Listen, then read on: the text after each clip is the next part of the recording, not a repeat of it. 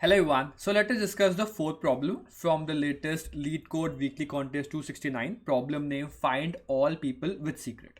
Okay. So the problem goes like this: that you are given an integer n indicating n people numbered from 0 till n minus 1. Okay. Now you are also given a 0 index 2D integer array meetings where meetings of I is x of I, y of I, and time of I, which means that x and I and y of I are having a meeting at t of I. So you are also given some meeting vector. As you can see that 1 and 2 are having a meeting at time equal to 5, and 2 and 3 are having a meeting at time equal to 8, and so on. Okay. Now and there are 6 people. Now a person may attend multiple meetings at the same time also. That is also given to you. Finally, you are given an integer first person. That is 1. Now the problem statement goes like this. Like it starts from here now. Uh, Person 0 has a secret and initially shares the secret with a person first person. So person 0 has a secret. Now that person shares the secret with first person, that is the index with 1, at time equal to 0. Now this secret is shared with, like, this secret is shared every time a meeting take place with the person that knows the secret. So maybe let's say that the first 0th person tell it to first person. Now after the first person may be having a meeting with, let's say, 4 persons. So it will tell to all the 4 persons. Now the 4th person will have their respective meetings, so they will tell their own colleagues and so on. So that secret will spread out. But you have to keep in mind that the secret will only be known to a person if they know the secret before the meeting. I hope you get the point. So let's say that I know, I like, if I tell the secret to 1 at time equal to 0, okay, and then I tell the person 5 at time equal to 10, but that person has a meeting with someone else at time equal to 0, then that will not be transferred at that point of time. The secret would only be transferred when that person knows the secret. I hope you get the point. So that's the whole problem. Now the secrets are shared instantaneously. That is, a person may receive the secret and share it with other people at that point of time in the time frame. Return a list of all the people that have the secret after all the meetings have taken place, and you return them in any order. That's the whole problem. Now when I think about these problems, I generally try to, like, draw it out. Okay, and then drawing will actually make me some better visualization. So let's say that one person, let us take another pen. So let's say one person knows the secret. Now one person do a meeting with 2, 3, and 4. Okay, and this person will, like, share this with, let's say, 3 and 5. So this is already 3, so why not just draw it like this? Like 2 has a meeting with 3, 3 has a meeting with, let's say, 5. Okay, and 5 has a meeting with, let's say, 6 and 7. This is a small graph. You can take it to be a large value also. These are the meetings that is given to you. So if one knows the secret, can I draw a map like this, or like a graph like this, in which, like, these are the graphs, and the secret can travel from this direction to this direction. What I mean by this is, so if one knows the secret, that can be transferred to 2, 3, and 4. But there is one catch here. It can only be transferred if it, like, every meeting is having some time constraint. That is, this happened at some, let's say, time equal to 0.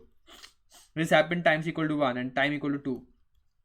So because one know the secret, it can transfer to this at time equal to 0, time equal to 1, time equal to 2. They can it can transfer to all of them. But so let's say, but okay, let's do this meeting at time equal to 10. Time equal to 10, let's say. Okay, now what you can see here is that this, like, one will transfer this meeting or this information at time equal to 10 to this person.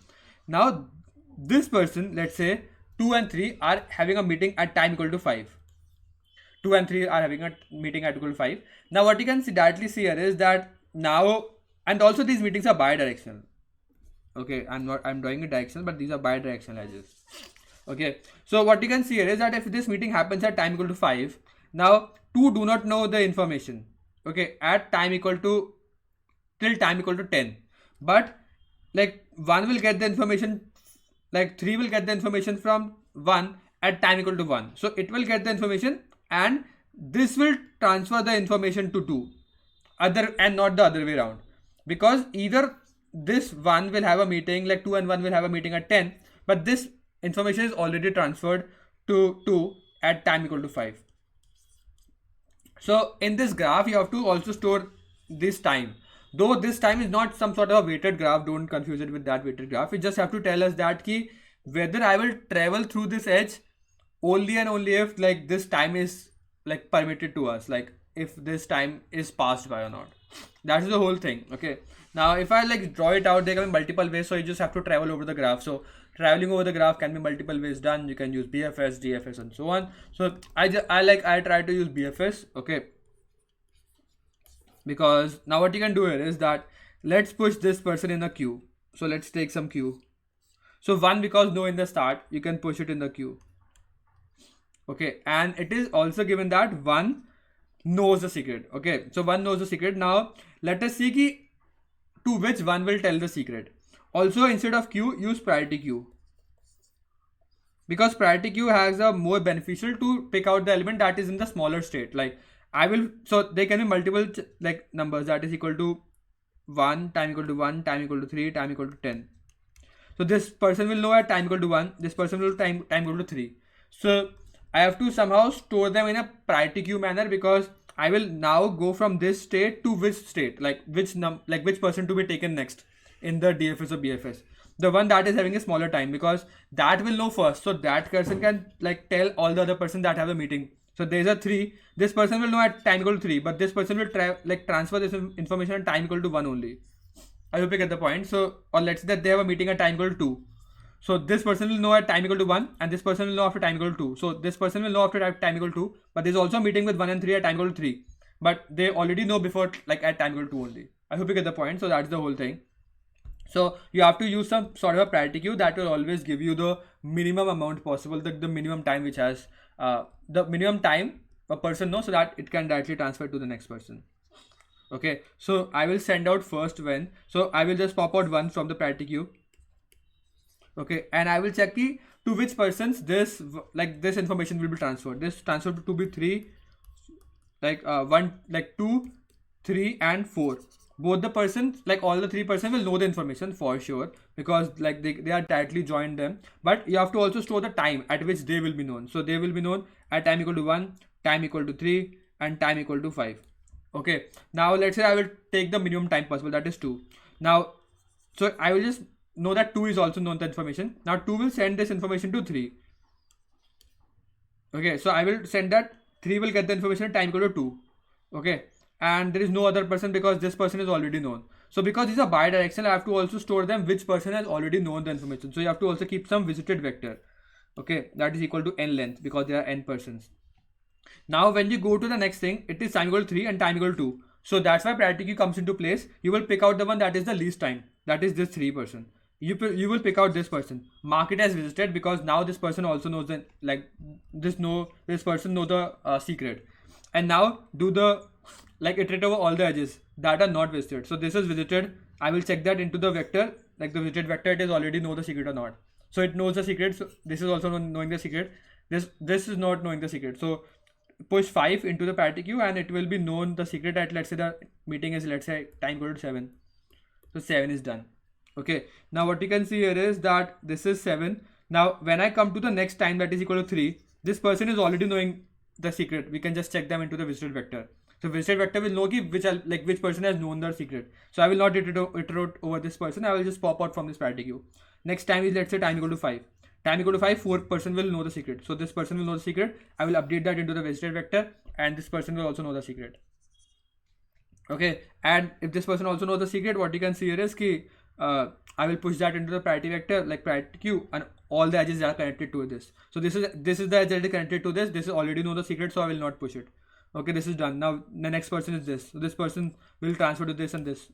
And let's say that this meeting is, let's say at time equal to 3. Okay, but now I have time equal to 7. So this person will know the secret time equal to 7, and they already had a meeting at time equal to 3. So this transfer will not happen, because this person will not know the secret at time equal to 5, like 7. But the meeting has already done at time equal to 3. So this transfer is not happening. So you will not transfer there. So now you will go to this edge. Maybe this edge is equal to 9. So this edge is valid. You will transfer this information to 6.